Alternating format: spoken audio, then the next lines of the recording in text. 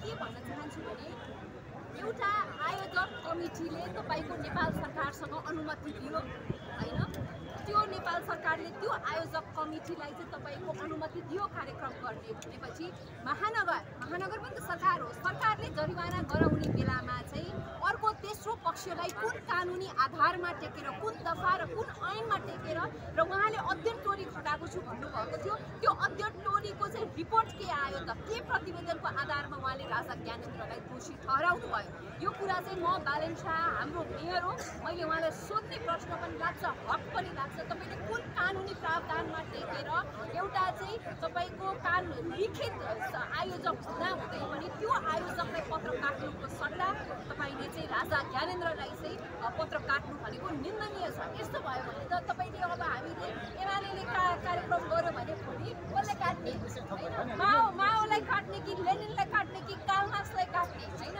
भोलि तपाई हामी 100 जना एउटा म सकिहाल्छु, भोलि 200 जना युवाहरू निस्केलान् बालेनको पक्षमा, आन्दोलन गर्लान्, तोडफोड गर्लान् हैन, स्वेच्छाले गर्लान्, अनि त्यसको जरिवाना बालेनलाई गर्ने आन्दोलनको राजाले कमान्डर तोकेको यो गलत।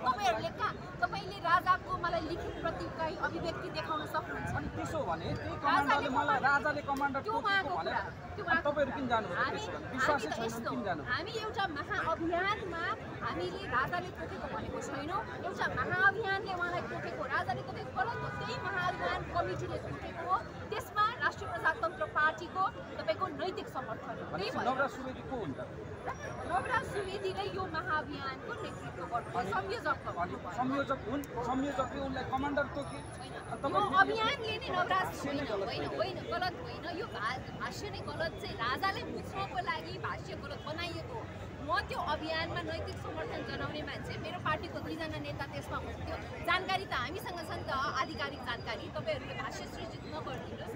राजाको यसमा कुनै पनि राजाले हिंसा, राजाले चाहिँ जनताहरू लडाएर, जनताहरू चाहिँ तपाईँले भजाएर, जनताहरूलाई चाहिँ मारेर यो किसिमको राजाले परिवर्तन खोजेको पनि होइन। अर्को प्रश्न, हिसाबमा तपाईहरूले बनाएको होइन भने एउटा मान्छे प्रहरीको घेरामा त्यो हिसाबले गाडी कुदाएर जान्छ, आओ भन्दै त्यो स्थिति के हुन सक्छ? झन्डा त्यहाँ कसैको ज्यान गएन, तपाईँहरूको कमान्डर होइन भने तपाईँहरू किन जानुभयो?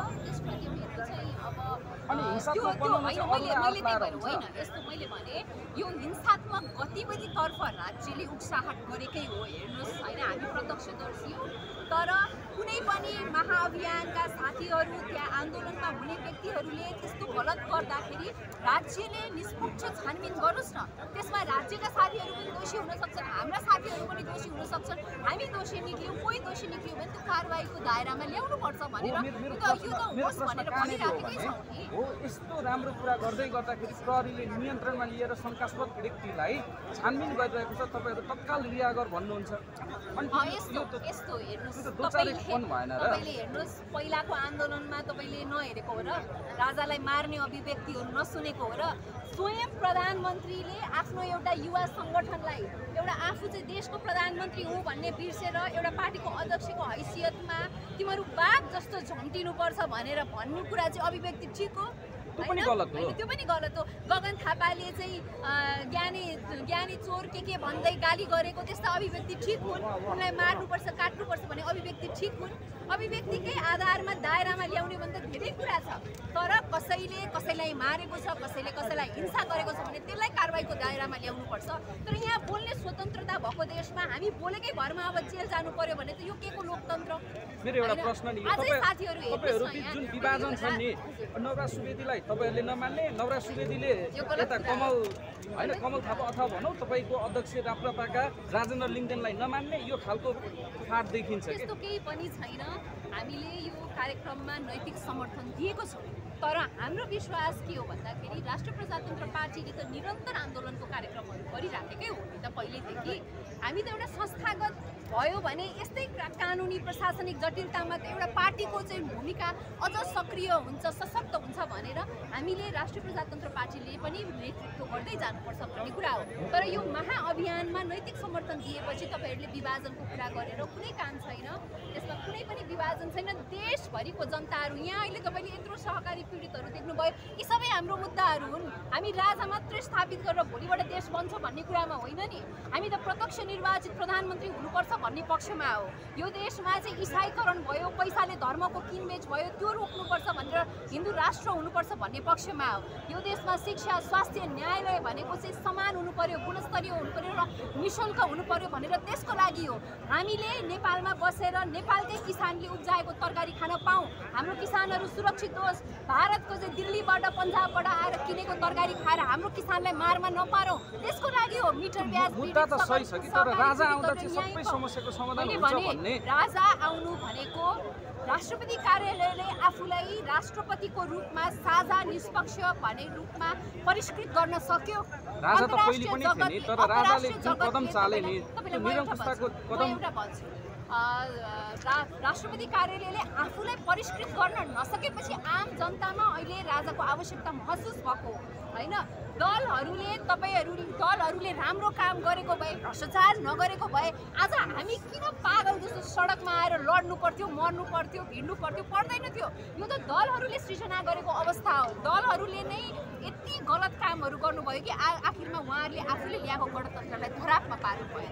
त्यसले गर्दाखेरि हेर्नुहोस्, हामी अरू केही भन्दैनौँ, यो एउटा मात्रै एजेन्डाको लडाइँ होइन। राजा, हिन्दू राष्ट्र, विशेष गरी भ्रष्टाचारले डुबाएको देश हो यो, दलीयकरणमा फसेको देशहरू हो यो होइन। त्यसले गर्दाखेरि आम नेपाली जनता नै यसमा सहभागी। मेरो प्रश्न चाहिँ कहाँ मात्र हो भने यही व्यवस्थामा रहेर हर्क, बालेन होइन, त्यसै गरेर अब रवि लामिछानेहरूको उदय भइरहेको छ, यही व्यवस्थालाई चाहिँ सुदृढ गरेर लानुपर्छ भन्ने पनि त माग छ सडकमा। तपाईँले बालेन शाहले आफै फेसबुक पोस्टमा लेखिरहनु भएको छ नेताहरूलाई टुकुजामा गाड्नु पर्यो भनेर। किनभने यो व्यवस्थामा त्रुटि छ, यो व्यवस्थामा यो नेताहरूले जे चाह्यो त्यही हुन्छ। त्यसले गर्दा उहाँले कामै गर्न पाउनु भएको छैन, एउटा कर्मचारी दिएको छैन उहाँलाई होइन। नभए एउटा काठमाडौँको मेयरले यस्तो किसिमको अभिव्यक्ति दिनु पर्थ्यो। रवि लामिछानेलाई देश दौडा गराउनु भयो उहाँहरूले होइन। आखिरमा के भयो, अन्त्यमा के भयो होइन भनेपछि उदाउँदै गरेको युवालाई फेरि जकड्नु भयो उहाँले होइन। आफ्ना नेताहरूलाई सुरक्षित गर्ने, अरूलाई चाहिँ असहयोग गर्ने। तपाईँले हर्क साम्पाङ भन्नुभयो, हर्क साम्पाङ यहाँ सिंहदरबारमा खाली गाग्रो लिएर आएको होइन। यो व्यवस्थाले कहाँ सहयोग गरिराखेको छ त? त्यसले गर्दा मैले यहाँहरूलाई के भनेको भने यो व्यवस्थामै त्रुटि छ, यो निर्वाचन प्रणाली त्रुटि छ। आजको भोलि राजा आएर ठिक हुने होइन। हामीले त्यसपछि के हुन्छ भन्दाखेरि यो देशको निर्णय यो देशको जनताको हातमा छ है भन्ने कुरा स्थापित हुन्छ। हामीलाई भारतले, चाइनाले कुनै चाहिँ दखल दिएर होइन, हामी नेपालीले आफैले चाहेर यो व्यवस्था परिवर्तन गऱ्यौँ भने देशको निर्णायकत्व, देशको सार्वभौम सत्ताको निर्णायकत्व हाम्रो देश हातमा छ भन्ने कुरा स्थापित हुन्छ। त्यसपछि तपाईँको निर्वाचन प्रणालीलाई सुदृढीकरण गरेर लानुपर्छ। आज तपाईँको सांसद हुनलाई टिकट किन्न पर्यो, पहिला 2 करोड देऊ, सांसद हुन्छ, मन्त्री बन्नलाई फेरि 2 करोड देऊ, 4 करोड हुन्छ। अनि त्यो मन्त्रीले मजाले भ्रष्टाचार गरेर 10 करोड आर्जन गर्छ। यो त यो व्यवस्थामा सुधार गर्नुपर्ने कुरा होइन भन्नुहोस् त। त्यसले गर्दाखेरि यो व्यवस्थामा राजेन्द्र लिङदेनले कृष्ण सिटौलालाई हराएको होइन चुनावमा, तर यही व्यवस्थाले घुमाएर कृष्ण सिटौलालाई फेरि राष्ट्रिय सभामा ल्यायो कि ल्यायो। अनि मेरो एउटा प्रश्न नि फेरि राजेन्द्र लिङदेनलाई बोकेको कसले भन्दा एमालेको काँच चढेर उहाँ पनि त संसद आउनु भएको, सरकारमा सहभागी हुनुभएको, फाइदा लिँदाखेरि सबै कुरा ठिक हुने, फाइदा नलिने भइसके पछाडि फाइदा नहुने राष्ट्रको अहितमा त कुनै काम गर्नु भएको छैन नि राजेन्द्र लिङदेनले होइन। आजसम्म एउटा तपाईँहरूले प्रश्न उठाउन सक्नुभएको छ राप्रपाको प्रश्नको जवाब दिनुहोस् न।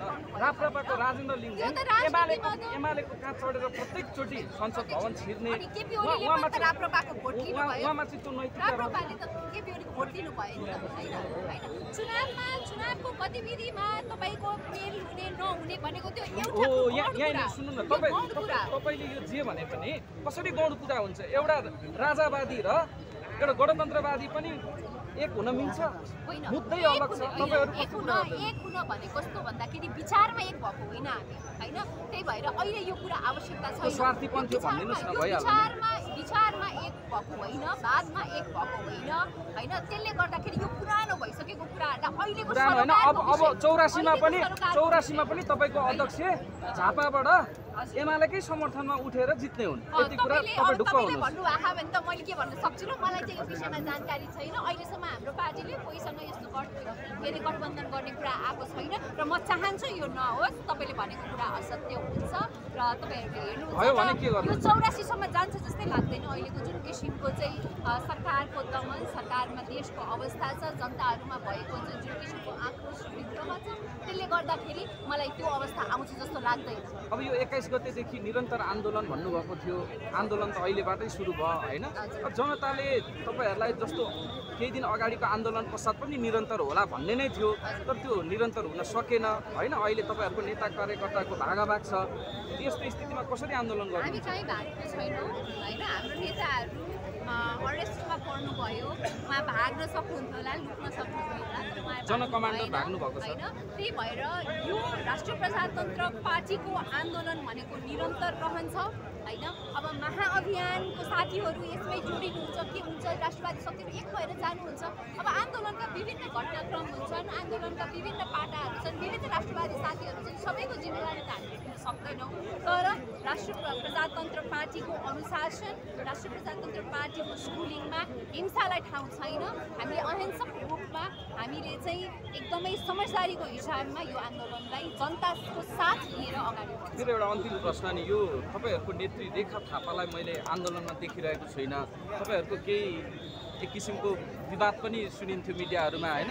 आन्दोलनमा हुनुहुन्न उहाँ अहिले? होइन, अब त्यो त उहाँलाई सोध्नुपर्छ तपाईँले। राष्ट्रिय प्रजातन्त्र पार्टी आन्दोलनमा छ। अब मैले व्यक्तिगत नेताहरूको त अब हर हिसाब राख्ने कुरा आउँदैन, आफ्नो सबैको हुन्छ। अब उहाँ हुनुहुन्थ्यो होला, अब हजारौँको सङ्ख्यामा साथीहरू थियो, अब कसैले देखिएला कसैलाई नदेखिएला होइन, सबैको आफ्नो फरक रहेको हुन्छ।